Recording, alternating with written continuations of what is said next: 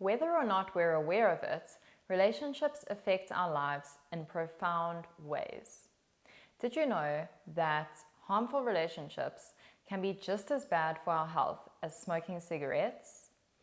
And healthy relationships can actually increase our longevity and protect our mental health.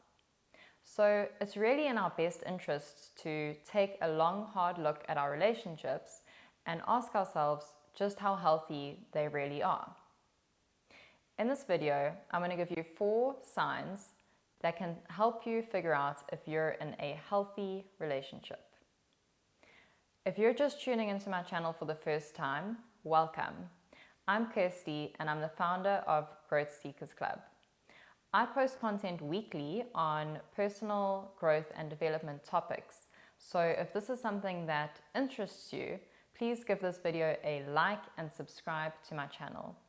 Now let's get into today's topic. So the first sign that your relationship is healthy is that there is effective communication. And there's really 2 sides to this. So there's active listening and there's open, respectful expression. So active listening is where someone is genuinely interested in trying to understand your perspective and they respond to you empathetically. It's when you say, I feel upset that we haven't spent much time together lately. And they say, I know how important quality time is to you. I'm sorry that I haven't prioritized it recently. Without active listening, we can get things like misunderstandings, feelings of being unheard, and a damaged emotional bond. Now, on the other side of effective communication, we have open, respectful expression. And what this means is that we're able to authentically and honestly express our feelings, our thoughts, and our needs, but in a respectful way. For example, instead of saying, you never make time for me, we might say something like, I really value our time together, and I've been feeling disconnected. I know that our schedules are really busy, but I really miss those moments we used to share together. In relationships where there is this open but respectful communication, it creates emotional safety and it leads to a more fulfilling partnership. Now, let's move on to talk about the second sign that you're in a healthy relationship. And the second sign is that there is interdependence. Big word, I know. But essentially, interdependence is the balance between independence and dependence in a relationship. Have you ever heard of the saying, he or she completes me? I really don't like this saying because it implies that we're not already whole going into a relationship. So this is kind of the opposite of how I would describe interdependence within a relationship.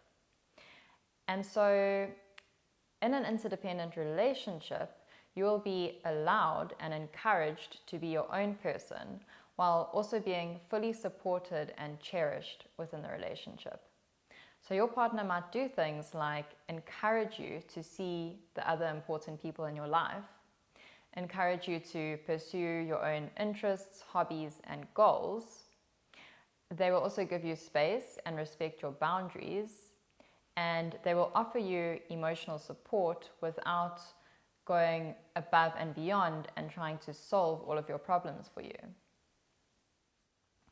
Alright, let's go on to talk about the third sign that you're in a healthy relationship. And the third sign is that there is trust. So trust is really the bedrock of any healthy relationship. And it's something that develops over time when you and your partner show up for one another consistently in both your words and actions. In a trusting relationship, you feel comfortable being your authentic self because you know that your partner accepts and values you as you are. There's also a shared commitment to working through any challenges because there's a shared understanding that you're on the same team. And because of this, you prioritize the relationship above individual differences or conflicts. Okay, now the fourth and final sign that I want to talk about is that in healthy relationships, there's relatively equal give and take. So from an evolutionary perspective, relationships have thrived on the principle of reciprocation. So we get into relationships expecting to give, but we also expect to get something in return. Back in the day, people formed communities and alliances based on exchange of resources, cooperation, and support. And it's not much different today. As much as we don't want to admit it, or it feels awkward to admit, we do have expectations and needs that we come into relationships with. And so that's why it's important to have this relatively equal give and take. And this can look like, both partners offering each other emotional and practical support, having an equal say when it comes to decision making, and just being willing to compromise when it comes to meeting one another's wants and needs. Quick example.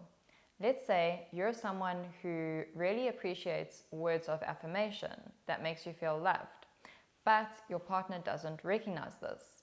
You might say to them, "Hey, I really feel appreciated when you thank me for the little things." And then your partner, with this knowledge, can adjust their behavior to kind of accommodate this need.